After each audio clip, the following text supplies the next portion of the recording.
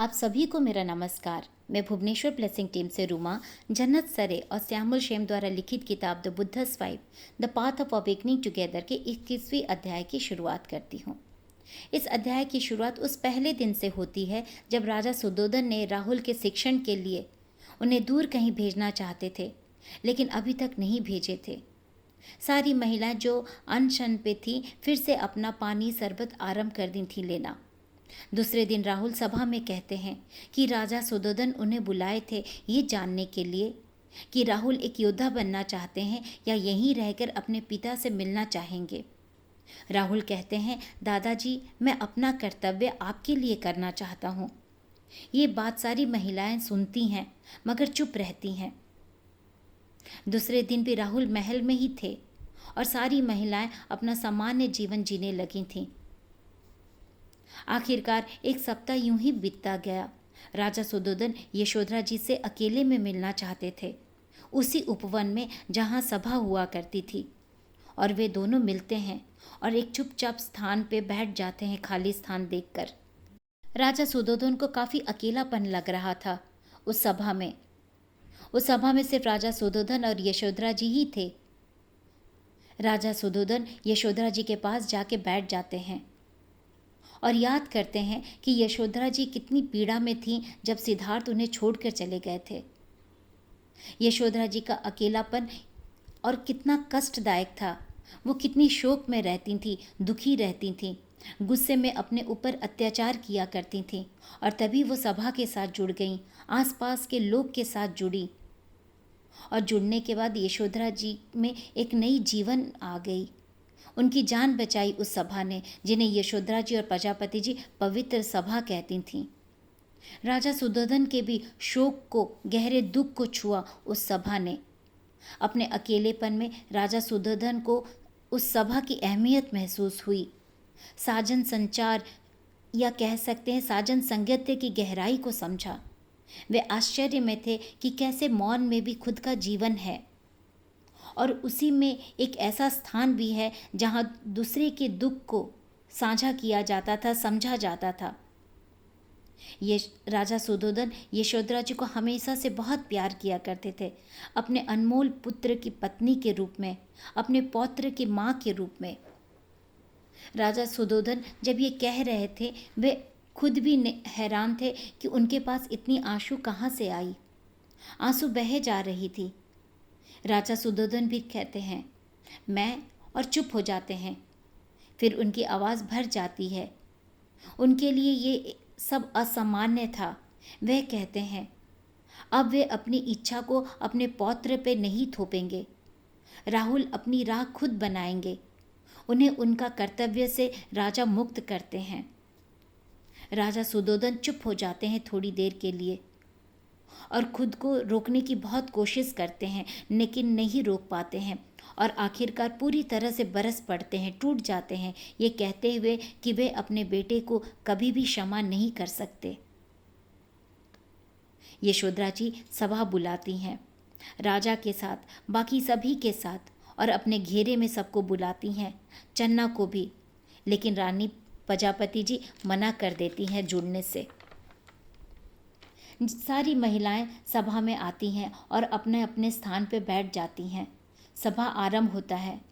यशोधरा जी को ऐसा लगा कि कहीं राजा सुद्धोधन वहाँ से चले ना जाएं, लेकिन राजा सुद्धोधन वहाँ तब तक बैठे रहते हैं जब तक पूरा सभा न भर गया।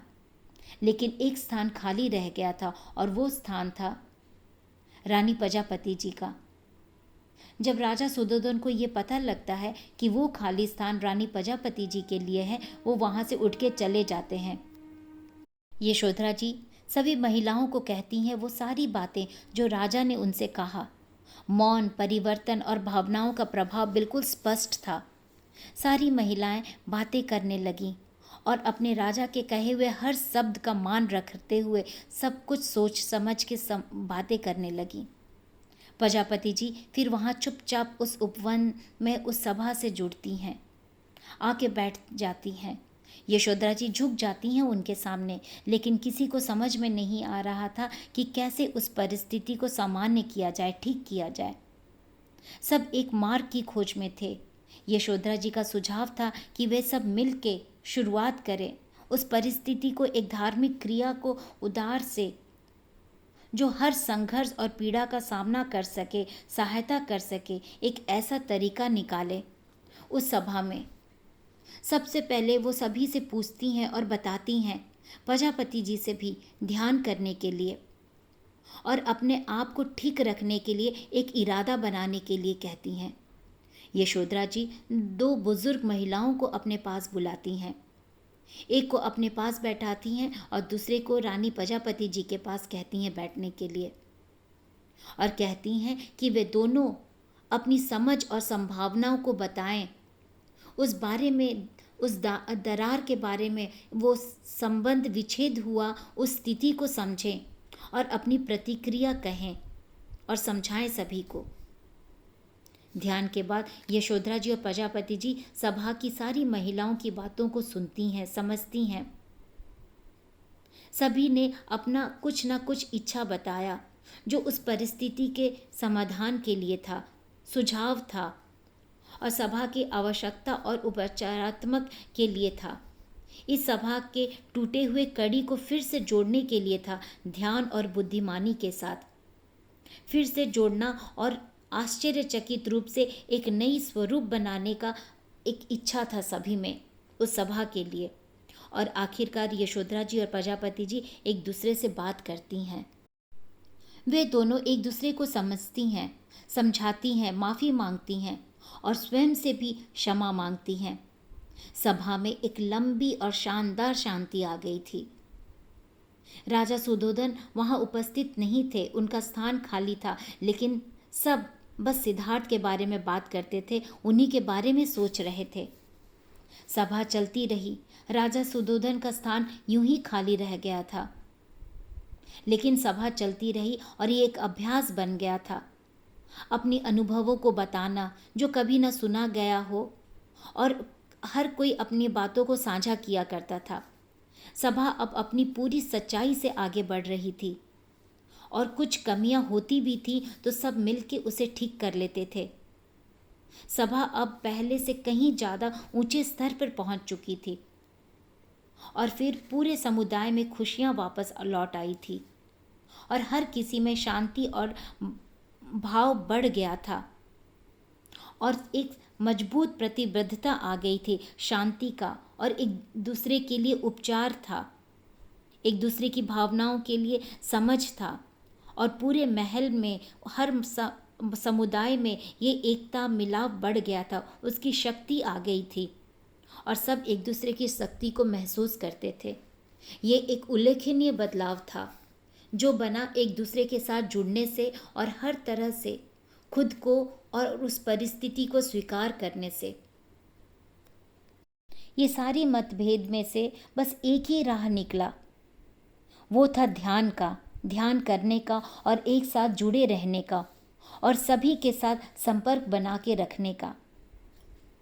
कुछ दिनों बाद यशोधरा जी एक रात उस उपवन में जाती हैं और कहती हैं, वे अपने आप से, और वो ध्यान से सोचती हैं, वे अपने आप से कहती हैं, क्या सिद्धार्थ इसी सब की खोज में निकल पड़े थे, वो शांति और वो खुशी की खोज में जो यशोधरा जी को अनुभूति होती है इस सभा में।